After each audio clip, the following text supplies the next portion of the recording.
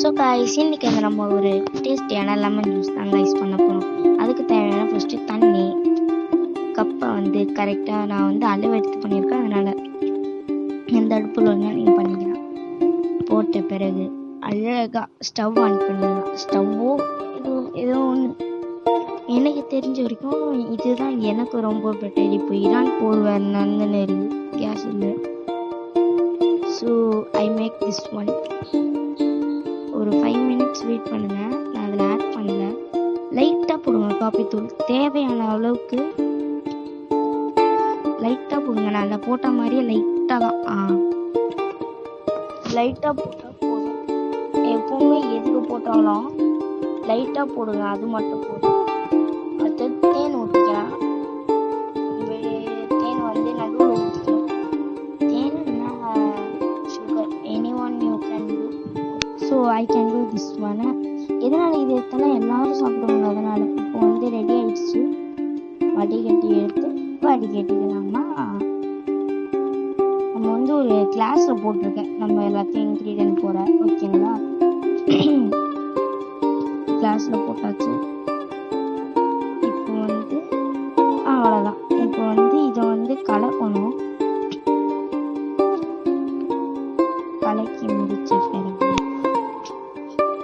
கலக்கி முடிச்சாச்சா? கலக்கி முடிச்சுட்டு நம்ம அந்த கிளாஸில் வந்து இப்போ நம்ம வந்து மாற்றிக்கலாம். மாற்றின பிறகு உங்களுக்கு தேவைன்னா ஹனி யூஸ் பண்ணிக்கலாம். அடுத்தது ஒரு லெமனை வந்து பாதியாக அரிஞ்சிக்கலாம். ஏற்கனவே இருந்த லெமன் போட்டுக்கணும். நான் ஏன்னா பாதி இருந்தது, அது ஒழுங்காக கட் பண்ணல. ஆனால் கரெக்டாக போயிடுச்சு அந்த லெமன் கரெக்டாக. ஓகே காய்ஸ், அதை வந்து நம்ம கட் பண்ணிக்கலாம். இப்போ வீடியோ போடுறேன். அது வந்து இன்னொரு பீஸ் வந்து தனியாக வச்சுக்கலாம், இன்னொன்று வந்து லெமன் பிஞ்சிக்கலாம்.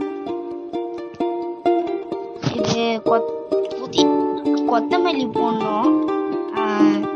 புதினா போட்டிருக்க மாட்டேன். கொத்தமல்லி போட்டால் போடணும். கொத்தமல்லியா புதினா தெரில காய்ஸ். நல்லா பிழிஞ்சாச்சு. பிழிஞ்ச பிறகு என்ன பண்ணணும்னா அது ஒரு கலர் மாறும். நம்ம போடும்போது கலர் மாறின பிறகு ரொம்ப போட்டாலும் கசம், கம்மியாக போட்டாலும் இனிக்கும். இதெல்லாம் நம்மளுக்கு முடித்த பிறகு ஹனி நம்மளுக்கு தேவைன்னா ஊற்றினா, எனக்கு தேவைப்பட்டது அதனால் நான் ஊற்றிட்டேன். ஏன்னா ரொம்ப புளிப்பாக இருக்கக்கூடாது, லைட்டாக ஸ்வீட்டாக இருக்கணும், அவ்வளோதான். நம்ம இப்போ மழை காலத்துலலாம் இதெல்லாம் செம்மையாக குடிக்கலாம் கைஸ் இதெல்லாம். ஸோ அந்த லெமனை ஓரமாக வச்சுக்கலாம் ஃபஸ்ட்டு. அடுத்தது நம்ம என்ன பண்ண போகிறோம்னா அந்த லெமனை வந்து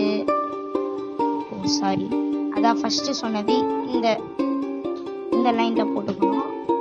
போட்ட பிறகு